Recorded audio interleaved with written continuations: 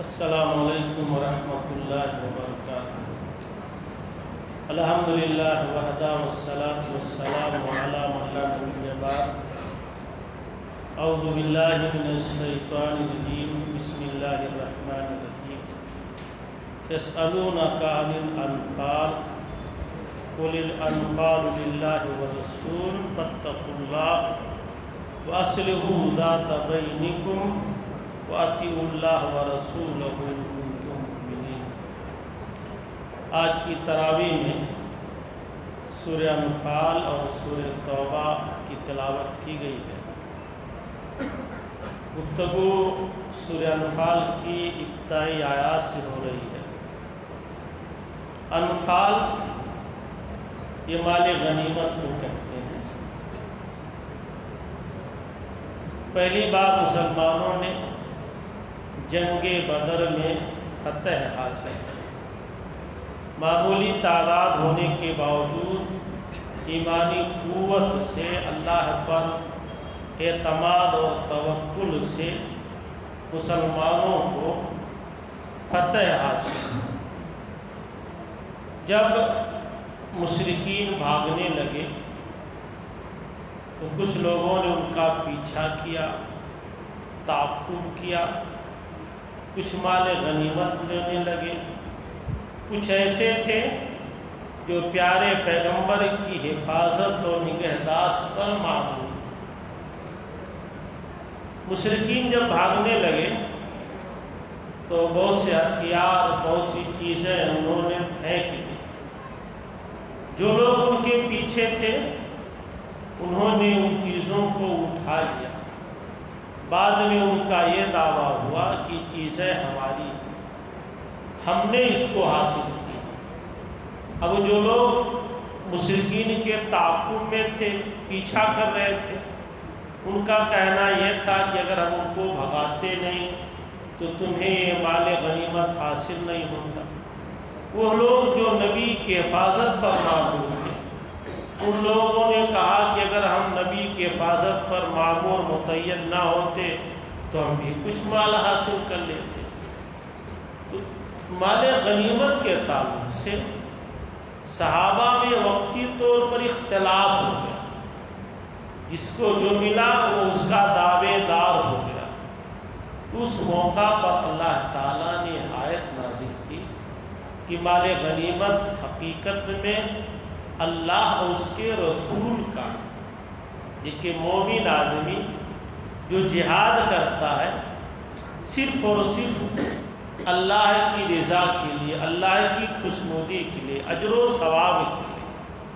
اب اگر اس میں کچھ دنیاوی چیزیں بھی مل جاتی ہیں تو یہ نفل ہے، زائد ہے، زائد، یہ مطلوب نہیں ہے، اس لیے اس کو نفل انفال کہا گیا۔ جسے نفلی نمازیں ہیں، فرض نہیں ہے، واجب نہیں ہے، اگر آپ پڑھ لیں تو آپ کو اجر و ثواب مل جائے گا۔ تو کہا کہ یہ زائد چیز ہے، یہ اللہ اس کے رسول کی ہے۔ اللہ اس کے رسول جس کے لیے جتنا مناسب سمجھیں گے دیں گے، لیکن یہ اصل مطلوب نہیں ہے۔ ان آیات میں اصل مطلوب جو چیز ہے وہ یہ ہے کہ اس اختلاف میں آپس میں کہا سنی ہو گئی۔ اللہ نے کہا کہ یہ بھائی انسان ہے، آپ کچھ اور کہتے ہیں، میں کچھ اور کہتا، غلام کچھ اور کہتے ہیں، سب کی سوچ الگ الگ ہے، سب کی گفتگو کا انداز الگ الگ ہے۔ تھوڑی دیر کے لیے تلخی ہو سکتی ہے، سخت کلامی ہو سکتی ہے، لیکن اس کا معنی نہیں ہے کہ اس کہا سنی میں ہمیشہ کے لیے دوری ہو جائے، قطع تعلق ہو جائے، ایک دوسرے سے نفرت عداوت پیدا ہو جائے۔ یہ ایمان کا تقاضا نہیں، یہ مومن کی نشانی نہیں، بلکہ اس رنجش کو ختم کر کے پھر سے مل کر کے اسلامی کاز کو، اسلامی مشن کو آگے بڑھاؤ۔ اللہ تعالیٰ نے یہاں بیان کیا ہے کہ یسألونک عن الانفال، یہ لوگ ہمارے غنیمت کے بارے میں آپ سے سوال کرتے ہیں، آپ پوچھتے ہیں، آپ سے پوچھتے ہیں، آپ کہہ دیجئے کہ مال غنیمت اللہ اور اس کے رسول کے لیے۔ فاتقوا اللہ، اللہ تعالیٰ سے ڈرو، اختلاف نہ ہو، اللہ تعالیٰ سے ڈرو۔ وَأَصْلِحُوا ذَاتَ بَيْنِكُمْ، اور آپس کے معاملات کی صلاح کرو، یعنی وقتی طور پر کہا سنی ہوئی تو اس پر قائم نہ رہو، اس کو دور کر کے آپس کی اصلاح کر لو، اور اس سلسلے میں اللہ اس کے رسول کے جو احکامات ہیں اس کی اطاعت کرو، فرما برداری کرو، ان کنتم مؤمنین۔ یہ بڑا اہم ہے، واقعی اگر تم مومن آدمی کبھی بھی کسی چیز کو انا کا مسئلہ نہیں بناتا، ایگو کا مسئلہ نہیں بناتا، وہ تو فوراً اللہ اس کے رسول کے سامنے، اللہ اس کے رسول کے حوالے سے سر تسلیم خم کر دیتا ہے۔ وہ کبھی کسی چیز کو انا کا مسئلہ نہیں بناتا کہ ہم نے کہہ دیا تو دیکھو اس پر عمل نہیں ہوا۔ اللہ کے رسول صلی اللہ علیہ وسلم جن پر براہ راست وحی نازل ہوتی تھی، آپ کو دنیا کے کسی بڑے سے بڑے دانشور، جینیت، ذہین آدمی سے بھی مشورہ لینے کی ضرورت نہیں تھی، کیونکہ اللہ تعالیٰ خود آپ کی رہنمائی کرتا تھا، آپ کا گائیڈ کرتا تھا، آپ کو کسی سے مشورہ لینے کی ضرورت نہیں تھی۔ اس کے باوجود بھی پیارے پیغمبر مشورہ لیتے تھے اور مشورے پر عمل بھی کرتے تھے۔ جنگ احد کے موقع پر جب آپ کو اطلاع ہوئی کہ کافروں کی فوج مدینہ پر حملہ آور ہونے والے، مشرکین آنے والے ہیں، تو آپ نے مشورہ کیا، اور مشورے میں آپ کی رائے یہ تھی کہ مدینہ میں رہ کر کے ہی لڑا جائے، لیکن کچھ پرجوش صحابہ نے کہا کہ نہیں، ہم مدینہ سے باہر چل کے لڑیں گے۔ اللہ کے نبی نے ان کے مشورے کو قبول کر لیا، جبکہ آپ جانتے تھے کہ جنگی نقطہ نظر سے ٹھیک نہیں، مدینہ میں رہ کر کے ہم دفاع کریں گے زیادہ بہتر، لیکن پھر بھی مشورے کو قبول کر لیا۔ آپ اندر گئے، آپ نے لباس پہنا، زرہیں پہنی، ہتھیار لے کر کے آپ باہر نکلے۔ بعض صحابہ کو احساس ہوا کہ نہیں، نبی کی رائے درست ہے، مدینہ ہی میں رہ کر کے جنگ لڑنی چاہیے، ہم نے ناحق نبی پر پریشر ڈالا ہے، دباؤ ڈالا۔ جب آپ باہر نکلے تو کہا کہ آپ جیسا کہتے ہیں وہی بہتر معلوم ہوتا ہے، تو آپ نے کہا نہیں، نبی جب ہتھیار پہن لیتا ہے تو اپنے فیصلے نہیں بدلتا۔ بہرحال باہر گئے، اور آپ کو تاریخ معلوم ہے کہ 70 سے زائد صحابہ کرام اس جنگ میں شہید ہو گئے، کئی لوگ زخمی ہوئے۔ تو اب ایسا نہیں ہے کہ اب ان کے مشورے کی وجہ سے نقصان پہنچ گیا تو نبی اب آئندہ ان سے مشورہ نہ کرے، ان کا بائیکاٹ کر دے، بلکہ یہ ہے کہ وہ پرانی چیزیں ترک کر کے آگے بڑھنے کی کوشش کرے۔ تو یہ اشارہ اللہ کی طرف سے ہر دور ہر زمانے کے مسلمانوں کے لیے ہے کہ اگر کسی چیز میں اختلاف ہو جائے تو اس پر قائم نہ رہو، بلکہ اس کو ترک کر کے آپس کی صلاح کر کے آگے بڑھتے رہو۔ اس کے بعد ایک اہم بات بیان کی ہے، ہم اور آپ کو سب کو اس آئینے میں اپنی تصویر دیکھنی چاہیے، آیا ہمارے اندر ایمان پایا جاتا ہے کہ نہیں۔ اللہ تعالیٰ نے مومنوں کی کچھ صفات بیان کی، کہا انما المؤمنون الذین اذا ذکر اللہ وجلت قلوبهم۔ در حقیقت حقیقی مومن وہ ہیں کہ جب اللہ کا ذکر کیا جائے تو ان کے دل ڈر جائے، بلکہ اب جری نہ ہو، بے خوف نہ ہو جائے، بلکہ جب اللہ کا ذکر کیا جائے تو مومنوں کے دل ڈر جائے، اور جب ان پر اللہ کی آیتیں تلاوت کی جائے تو ان کے ایمان میں اضافہ ہو۔ اگر یہ کیفیت نہیں ہے تو ہم اور آپ حقیقی مومن نہیں، دعویٰ لاکھ کریں، لیکن اللہ کہہ رہا ہے کہ سچے مومن، حقیقی مومن وہ ہیں کہ جب اللہ کا ذکر کیا جائے تو ان کے دل ڈر جائیں، اور جب ان پر اللہ کی آیتیں پڑھی جائیں، تلاوت کی جائیں، زادتہم ایمانا، تو ان کے ایمان میں اضافہ ہو۔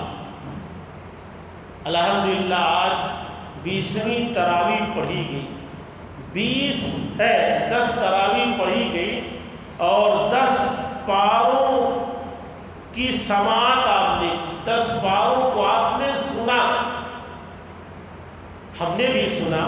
ہمارے آپ کے ایمان میں کتنا اضافہ ہوا ہے یہ تعداد بتا رہی ہے۔ پہلے دن وہاں چپل کے پاس لوگوں نے کھڑے ہو کر کے تراویح پڑھی تھی، اب تو حافظ جی جب دوسری رکعت تک پڑھا کر کے گھوم جائیں تو پتہ چلے کہ اندر 3 صف بھی جو باہر بیٹھے رہتے ہیں آخری والی رکعت پکڑتے ہیں، وہ بھی دھپ دھپ دھپ دھپ اپنے ایمان کا ثبوت دیتے ہیں۔ ہر دن تراویح پڑھی جائے، ہمارے ایمان میں اضافہ نہیں ہوتا۔ جو شیخ آئے تھے بہت بڑی بات کہہ گئے تھے، اور میں اکثر اپنے آپ خطبات میں کہتا ہوں کہ بہت ساری چیزیں ہم عادتاً کرتے ہیں، عادت ہے، عادت، عبادت سمجھ کر کے نہیں، عادت سمجھ کر کے، رسم سمجھ کر کے ہم انجام دیتے ہیں۔ اس لیے جیسے 10 سال پہلے تھے ویسے آج بھی ہیں، ہمارے ایمان میں اضافہ نہیں ہوتا۔ اللہ کرا سچے مومن وہ ہیں کہ جب اللہ کا ذکر کیا جائے تو ان کے دل ڈر جائیں، اور جب ان پر اللہ کی آیتیں تلاوت کی جائیں، پڑھی جائیں، تو ان کے ایمان میں روز بروز اضافہ۔ تیسری صفت بیان کی والا ربہم یتوکلون، اور وہ اپنے رب پر بھروسہ کرتے ہیں۔ آگے چل کے کچھ اور صفتیں اللہ تعالیٰ نے مومنوں کی بیان کی، الذین یقیمون الصلاۃ، جو نماز قائم کرتے ہیں، مما رزقناہم ينفقون، جو ہم نے ان کو دیا اس میں سے خرچ کرتے ہیں، اولئک ھم المؤمنون حقا، سچے مومن ہیں۔ یہ جو 4-5 صفتیں بیان کی گئیں کہ سچے مومن ہیں، اولئک ھم المؤمنون حقا، حقیقت میں سچے مومن یہی کہ جب اللہ کا ذکر کیا جائے تو دل ڈر جائے، جب اللہ کی آیتیں تلاوت کی جائیں تو ایمان میں اضافہ ہو۔ نمبر 3 اللہ پر بھروسہ کرنے والے۔ نمبر 4 نماز کو قائم کرنے والے، پڑھنے والے نہیں، چھوڑ پکڑ والے نہیں کہ شروع میں پڑھے بیچ میں چھوڑ دیے پھر آخر میں پکڑ لیں گے، کامل مومن ہو جائے جو نماز کو قائم کرتے ہیں اور جو حسب توفیق اللہ کے راستے میں خرچ کرتے ہیں۔ ان کے بارے میں اللہ نے کہا کہ یہی سچے مومن ہیں۔ اس کے بعد اللہ تعالیٰ نے جنگ بدر کے واقعات کو بہت تفصیل سے بیان کیا۔ ایک اور اہم چیز اللہ تعالیٰ نے بیان کی ہے جو ہم سب کے لیے غور و فکر کی چیز ہے کہ بسا اوقات ہم کوئی برائی نہیں کرتے لیکن سماج میں اس برائی کو دیکھتے ہیں اور اس کو روکتے رہتے ہیں، یہ بھی بہت بڑا جرم ہے۔ اگر اس برائی کی وجہ سے، اس کمی کی وجہ سے اللہ کا عذاب آئے تو صرف برائی کرنے والے ہی اس عذاب سے دوچار نہیں ہوں، بلکہ اچھے صالح لوگ بھی اس عذاب کے لپیٹ میں آئیں۔ لہذا صالحین کا، نیکوکار لوگوں کی یہ ذمہ داری ہے کہ جیسے وہ خود برائی سے بچتے ہیں ایسے لوگوں کو بھی برائی سے روکیں۔ اللہ تعالیٰ نے بڑی اہم بات بیان کی ہے کہ وَاتَّقُوا فِتْنَةً لَا تُصِيبَنَّ الَّذِينَ ظَلَمُوا مِنْكُمْ خَاصَّةً، بچو اس فتنے سے، بچو اس فتنے سے جو صرف اور صرف ظالموں کو نہیں پکڑے گی، صرف ظالم ہی تک وہ فتنہ محدود رہے ایسا نہیں ہے۔ اگر پڑوس میں آگ لگ گئی ہو اور آپ مطمئن ہو تو کیا اس بات کی گارنٹی لے سکتے ہیں کہ آپ کے گھر کو آگ نہ لگے گی؟ ضروری ہے اگر پڑوس کا بچہ بچی بگڑ گیا ہے اور ہم دیکھ رہے ہیں تو ہمارے بچے اور بچیوں میں بگاڑ آ سکتا ہے کیونکہ فتنہ موجود ہے۔ اگر اس فتنے کو ہم نے نہیں روکا تو اس فتنے کی چپیٹ میں ہم سب آئیں گے۔ اللہ بیان کرنا اور سچ بھی ہے کہ بچو اس فتنے سے جو فتنہ صرف ظالموں کے لیے خاص نہیں ہے بلکہ ہر ایک اس کی چپیٹ میں آ جائے گا۔ اسی لیے صحیح مسلم کتاب، صحیح مسلم کی اور مشہور روایت اس کو حضرت ابو سعید خدری رضی اللہ تعالیٰ عنہ نے بیان کیا ہے۔ اللہ کے نبی نے بیان فرمایا من منکرا فلیغیرہ بیدہ، تم میں سے جو بھی آدمی کسی برائی کو دیکھے، منکر نکرہ، کسی بھی برائی کو دیکھے، فلیغیرہ بیدہ، اس کو اپنے ہاتھ سے روکے۔ ہاتھ سے روکنے کی طاقت ہو تو اپنے ہاتھ سے روکے۔ فَإِن لَمْ يَسْتَطِعْ، اگر ہاتھ سے روکنے کی طاقت نہیں ہے، فَبِلِسَانِهِ، تو زبان سے کہہ کر کے اس کو روکے۔ فَإِن لَمْ يَسْتَطِعْ، اگر ہاتھ سے اس برائی کے روکنے کی طاقت نہیں ہے، زبان سے اس برائی کے روکنے کی طاقت نہیں ہے، فَبِقَلْبِهِ، تو دل سے برا نہ کرے۔ نبی کہتے ہیں ذَلِكَ أَضْعَفُ الْإِيمَانِ، یہ ایمان کا سب سے کمتر درجہ ہے۔ بعض روایتوں میں اور دوسرے الفاظ کے ساتھ بیان کیا، من جاہدہم بیدہ، جو آدمی ہاتھ سے ان کے ساتھ جہاد کرے وہ مومن ہے، ومن جاہدہم بلسانہ فہو مومن، جو زبان سے ان کے ساتھ جہاد کرے۔ جہاد کا معنی یہ ہے حتی المقدور، پوری قوت طاقت سے اس برائی سے روکے، اور جو آدمی دل سے ان سے جہاد کرے وہ مومن ہے۔ وَلَيْسَ وَرَاءَ ذَلِكَ، اب اس کے بعد رائی کے دانے کے برابر بھی ایمان نہیں بچتا۔ یہ تین درجات ہے منکر کی نکیر کے لیے، یا تو طاقت قوت ہے تو ہاتھ سے روکو، نہیں طاقت قوت ہے زبان سے کہو، اور اگر دونوں کی طاقت نہیں ہے تو دل سے برا جانو۔ اچھا، دل سے برا جاننا یہ نہیں ہے کہ آپ خاموش رہو، اس کے ساتھ چلو پھرو، کھاؤ پیو، دوستی گانٹے رہو، یہ دل سے برا جاننا نہیں، بلکہ دل سے برا جاننا ہے کہ اس کا بائیکاٹ کرو، اس کے یہاں کھانا پینا چھوڑ دو، یہ ہے دل سے برا جاننا۔ اللہ تعالیٰ نے غالباً سورہ انعام میں بیان کیا ہے فَإِذَا رَأَيْتَ الَّذِينَ يَخُوضُونَ فِي آيَاتِنَا، جب آپ دیکھیں ان کو کہ ہماری آیتوں میں گپ شپ کرتے ہیں، مذاق اڑاتے ہیں، آپ روک نہیں سکتے، فَأَعْرِضْ عَنْهُمْ، تو ان سے ہٹ جاؤ، دور ہو جاؤ، وہ محفل چھوڑ دو، حَتَّى يَخُوضُوا فِي حَدِيثٍ غَيْرِهِ، یہاں تک کہ دوسری گفتگو دوسری بات میں مصروف ہو جائے۔ یہ زبردست استدلال ہے ہماری اس بات کی تائید میں کہ دل سے برا جاننا، بائیکاٹ کرنا، ساتھ چھوڑنا، کیونکہ آیت کہہ رہی ہے کہ جب اللہ کی آیتوں کا مذاق اڑایا جائے اور آپ دفاع نہیں کر سکتے تو آپ اس محفل کو چھوڑ دیجئے، وہاں سے چلے جائیے، حتیٰ یخوضوا فی حدیث غیرہ، یہاں تک کہ وہ اس محفل میں اور ٹاپک اور بات چل لگے، تب جا کر کے آپ اس محفل میں آئیے۔ تو یہ فتنے کی روک تھام کے لیے، برائی کے لیے ہر فرد کی انفرادی ذمہ داری ہے کہ اپنی اپنی حیثیت طاقت کے مطابق ہر آدمی منکر کی نکیر کرے۔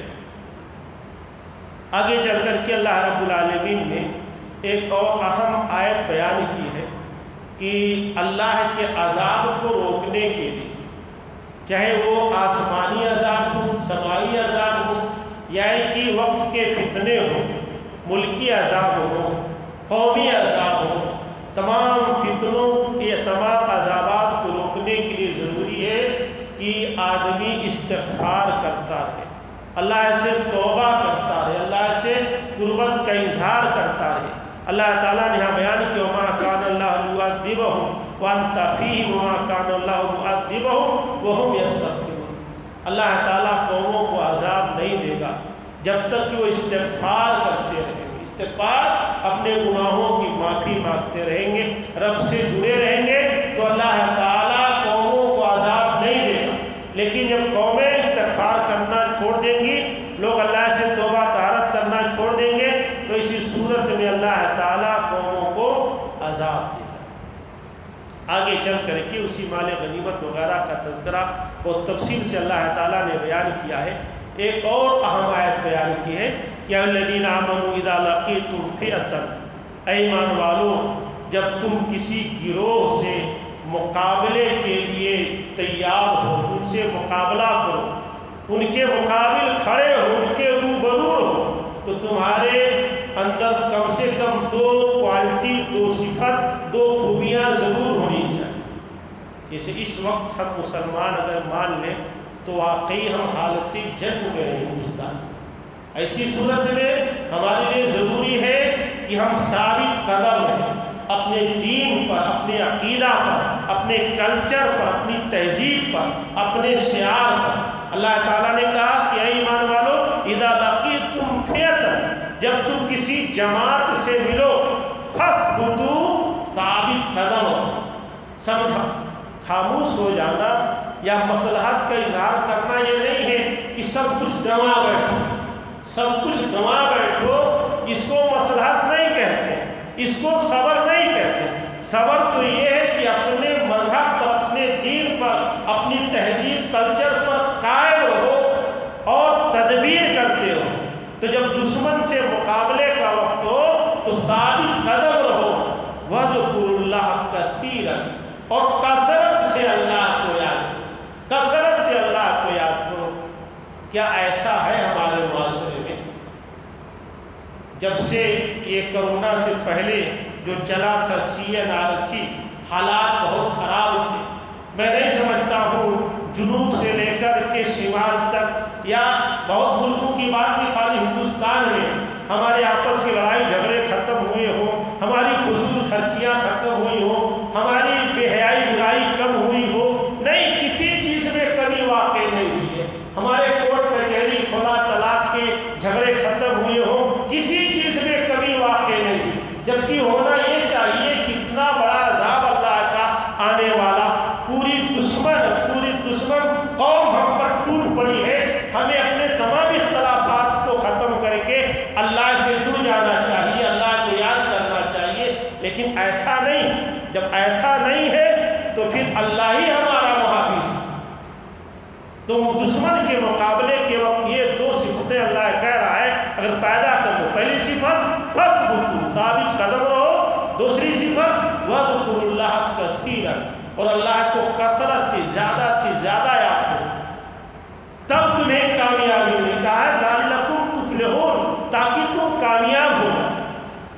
ہم نے اپنے علماء سے سنا ہوگا بار بار کہ جنگ بدر میں اسلام و کفر کی پہلی لڑائی مسلمانوں کے پاس 313 یا 319 کی تعداد تھی، مشرکین 1000 کی تعداد میں تھے، اور اس لڑائی میں مسلمانوں کے پاس صرف 2 گھوڑے تھے، جھکی ہوئی کمریں اور پیٹھیں تھیں، مردہ اور زنگ لگے ہوئی ہتھیار تھے۔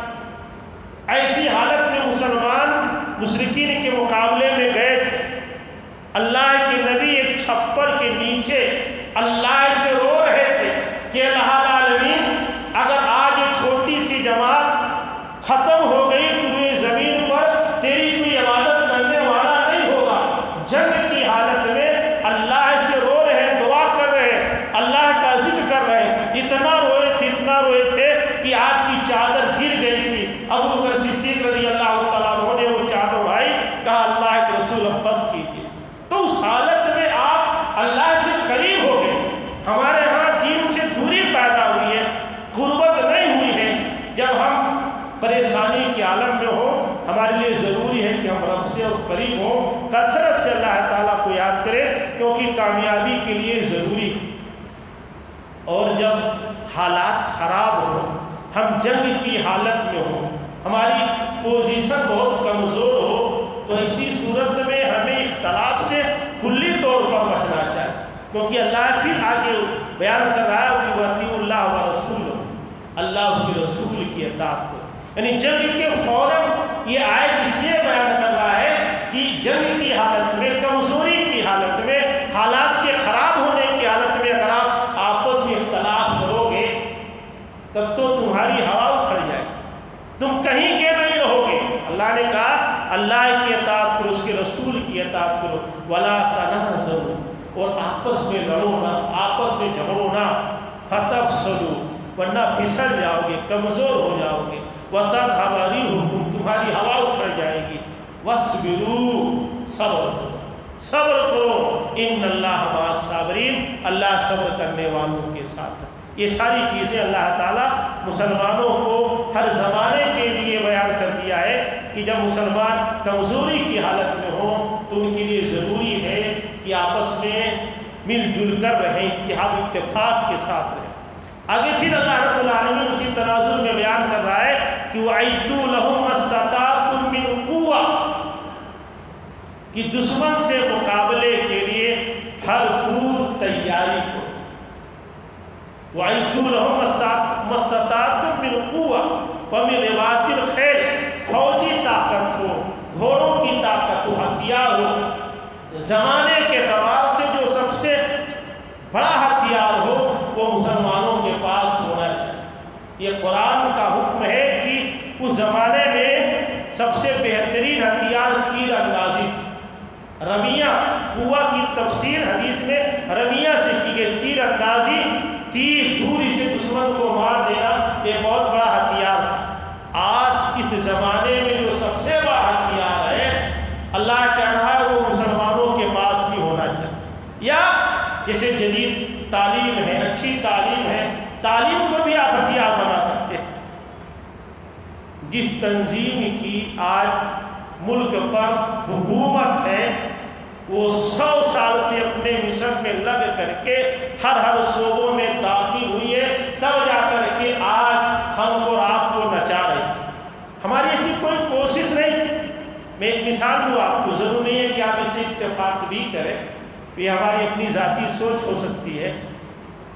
1944 میں امریکہ نے ہیروشیما ناگاساکی پر زبردست حملہ کر دیا تھا۔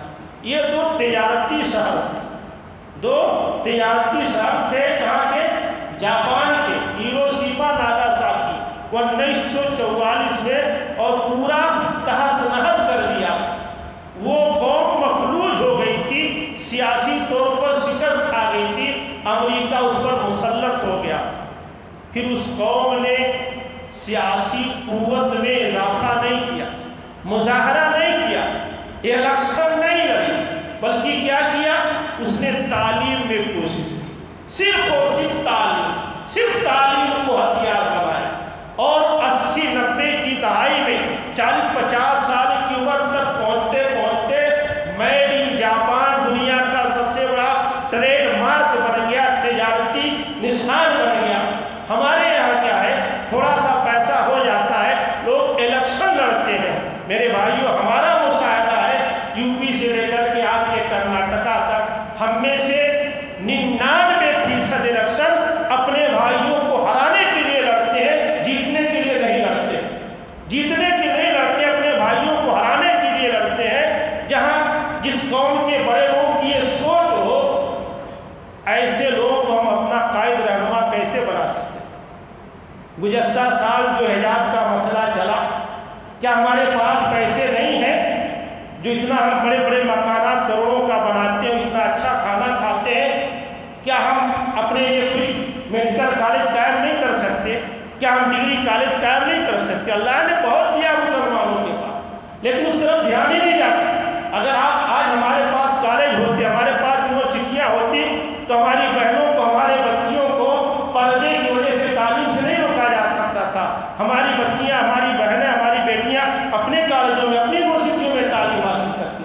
نہ ہمارے پاس کوئی بہت بڑا ہاسپٹل ہوتا ہے، نہ کوئی بہت بڑا نرسنگ ہوم ہے، نہ کوئی بہت بڑا کالج ہے۔ ہمارے پاس پیسے ہوتے ہیں تو الیکشن کے لیے، شادی بیاہ میں انواع اقسام کی چیزوں کو کھلانے کے لیے، فضول خرچی کا مظاہرہ کے لیے، چند گھڑی چند لمحات کے لیے اپنی ناک اونچی کرنے کے لیے، واہ صاحب نے شادی میں تو بہت اچھا انتظام کیا، بہت خرچ کیا۔ زمانے کے مطابق جو ہمارے لیے مؤثر ہو، اس ہتھیار کا بنانا ضروری ہے۔ اور دنیا جانتی ہے کہ تعلیم سے آتی ہے اقوام میں بیداری۔ علامہ اقبال نے کہا ہے کہ دنیا پر حکمرانی کے لیے سب سے بہترین ہتھیار تعلیم، سب سے بہترین ہتھیار تعلیم ہے، ایجوکیشن ہے۔ ہم ابھی بھی تھوڑا پیچھے ہٹ کر کے، اسلام کے طریقہ پیچھے ہٹ کر کے، میں کبھی کبھار اس طرح کی گفتگو کرتا ہوں، سچ بھی ہے کہ آپ چلو تو راستہ بلاک نہیں ہوتا، تھوڑی دیر کے لیے ہوتا، تو آپ بائی پاس جائیں، آگے پیچھے جائیں، پھر آگے بڑھ کر کے آپ راستے کو پکڑ لیتے۔ ایسے ہم تھوڑا سا پیچھے ہٹ جائیں، کچھ دن کے لیے شکست کھا جائیں کہ ہم سیاست میں کمزور ہیں، دوسرے امور پر،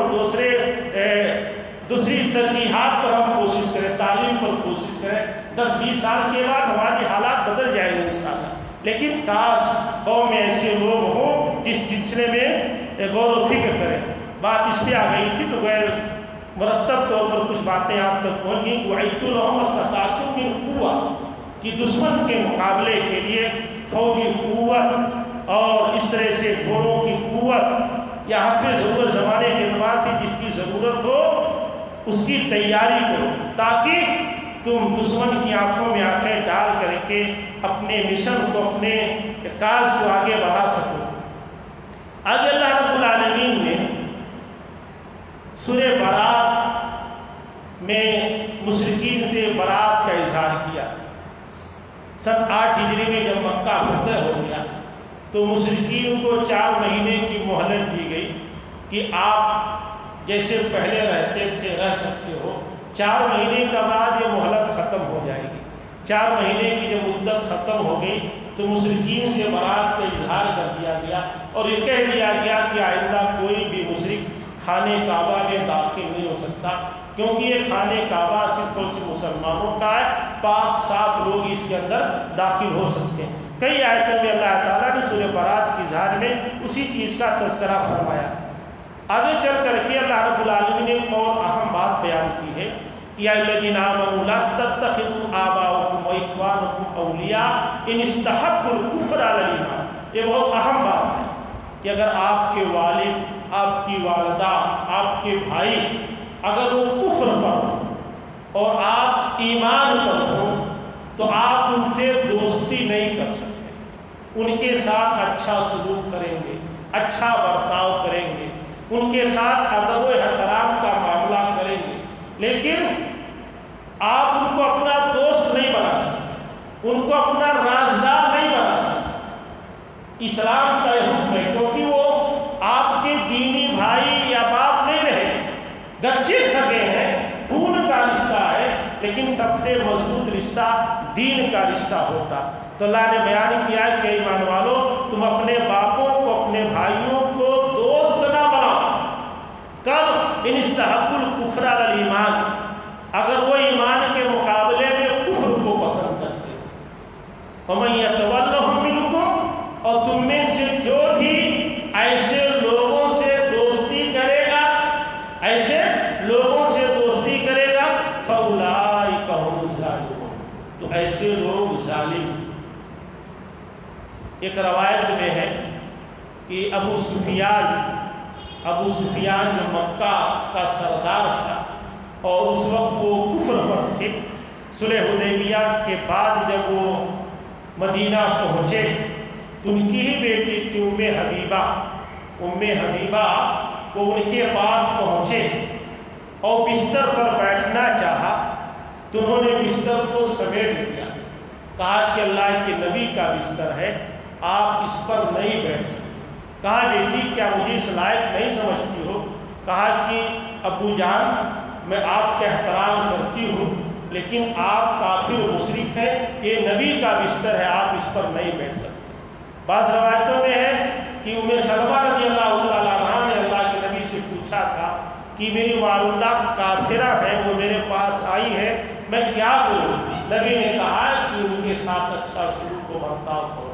تو اپنے کافر باپ، بھائی، بیٹے کے ساتھ اچھا سلوک و برتاؤ کیا جائے گا، لیکن ان کو اپنا دوست اور رازدار نہیں بنایا جا سکتا، کیونکہ وہ ہمارے دین کے دشمن ہیں۔ اگر ہم ان کو اپنا رازدار بنائے، دوست بنائے، تو ہمارے دین کو نقصان ہو سکتا ہے، اس لیے اللہ تعالیٰ ان سے دوستی اور رفاقت سے روک رہا ہے۔ آگے چل کر کے اس سے پہلے بھی گفتگو ہو چکی ہے کہ قُلْ إِنْ كَانَ آبَاؤُكُمْ وَأَبْنَاؤُكُمْ وَإِخْوَانُكُمْ وَأَزْوَاجُكُمْ وَعَشِيرَتُكُمْ، اے نبی کہہ دیجئے کہ تمہارے باپ، تمہارے بیٹے، تمہارے بھائی، تمہاری بیویاں، تمہارے خاندان کے لوگ، تمہارے مال جنہیں تم سینت کر رکھتے ہو، تمہاری تجارت جس کے خسارے سے تم ڈرتے ہو، تمہارے مکانات جن کو تم پسند کرتے ہو، احب الیکم من اللہ ورسولہ، اگر یہ اللہ سے، اس کے رسول سے، اس کے راستے میں جہاد کرنے سے زیادہ محبوب ہو، فتربصوا حتی یأتی اللہ بأمرہ، تو اللہ کے عذاب کا انتظار، یعنی کتاب و سنت کو چھوڑ کر کے اگر ان تمام چیزوں کو اللہ اس کے رسول کو چھوڑ کر کے ان تمام رشتوں کو تم ترجیح دیتے ہو تو یہ اللہ اس کے رسول کے نزدیک قابل گرفت ہے، قابل مواخذہ ہے، سزا ہو سکتی ہے۔ اشارہ یہ ہے کہ ان سب سے محبت کرو، لیکن ترجیح اور فوقیت اللہ اس کے رسول کو حاصل ہے۔ اللہ نے نہیں کہا کہ ان سے دو مطلب تعلقات یہ اپنے مسلمان بھائی بیٹے بیویاں ہیں ان کے بارے میں کہا جا رہا ہے، ان سے محبت ہو لیکن فوقیت کس کی ہو؟ اللہ کے حکام کی، رسول کے فرمان کی، کتاب و سنت کی۔ اگر یہ چیز ہے تب تو کامیابی ہے، لیکن اگر فوقیت ترجیح رشتوں کو ہے، ان چیزوں کو ہے تو اللہ کا عذاب آ سکتا ہے۔ آج ہم نے فوقیت ان دنیاوی چیزوں کو دے رکھا ہے، اسی لیے ہم عذاب سے دوچار ہے۔ ضرورت ہے کہ ہم اللہ اس کے رسول کے احکام کو ترجیح دیں تاکہ ہم اللہ کی رحمت کے مستحق بنیں۔ اللہ ہم سب کو کتاب و سنت کی صحیح و سچی سمجھتا فرمائے اور کتاب و سنت کی روشنی میں اسی کو گزارنے کی توفیق عطا فرمائے۔ آمین۔ والسلام علیکم ورحمۃ اللہ وبرکاتہ۔